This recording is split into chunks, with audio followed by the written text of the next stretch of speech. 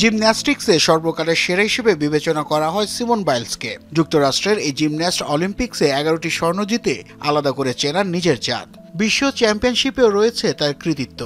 দেশকে প্রতিনিধিত্ব করে এমন সম্মান এনে দেয় এবার এই জিমন্যাস্টকে সম্মানসূচক হিউম্যান লেটার্স ডিগ্রি প্রদান করে ওয়াশিংটন ইউনিভার্সিটি। 65% পর্যন্ত বিদ্যুৎ সাশ্রয়ী হাইসেন্স এসি। হাইসেন্স অনুষ্ঠানে যোগ দিয়ে গ্র্যাজুয়েটদের শুভেচ্ছা জানিয়ে নিজের লক্ষ্যে অবিচল থাকার পরামর্শ দেন সিমন বাইলস।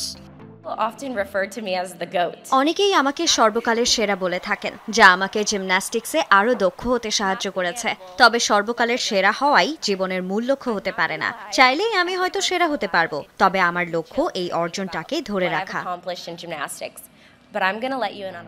জিমন্যাস্টিক্সে দুটি ছড়ানো এই তারকার হতাশার গল্পও রয়েছে টোকিও অলিম্পিক্সে। স্বর্ণ জিততে না পারায় মানসিক অবসাদের কারণ দেখিয়ে সে আসর থেকে নিজেকে সরিয়ে নেন সিমন। তবে কঠিন অধ্যাবসায়ের মাধ্যমে যে দারুণভাবে ফিরেও আসা যায় তার উদাহরণ হয়ে আছেন তিনি।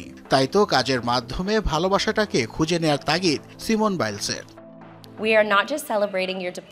আমরা শুধু আপনাদের এই অর্জনের উদযাপন করব না, সেই সাথে উদযাপন করব আজকের এই দিনের জন্য আপনাদের আত্মত্যাগ ও নিবেদনেরও, যার উপর ভিত্তি করে আজ আপনারা এখানে উপস্থিত হয়েছেন। এখান থেকেই সামনে এগিয়ে যেতে হবে একটি সুন্দর ভবিষ্যতের জন্য। গ্র্যাজুয়েটদের সৃজনশীল কাজের প্রতি জোর দেওয়ার আহ্বান জানান এই জিমন্যাস্ট। সৃজনশীল কাজের প্রতি জোর দিতে হবে, নিজের সৃজনশীল চিন্তাকেও গুরুত্ব দিতে হবে, কেননা কেউই সরল রেখায় সাফল্য অর্জন করতে পারে না। জীবনে উন্নতি করতে গেলে সহজেই যে সবকিছু আসবে না তা মনে করিয়ে দেন সিমন বাইলস। তাই তো গল্পের ভেতর গল্প লিখতে গ্র্যাজুয়েটদের প্রতি আহ্বান জানান তিনি। নাসিফ শুভ, যমুনা স্পোর্টস।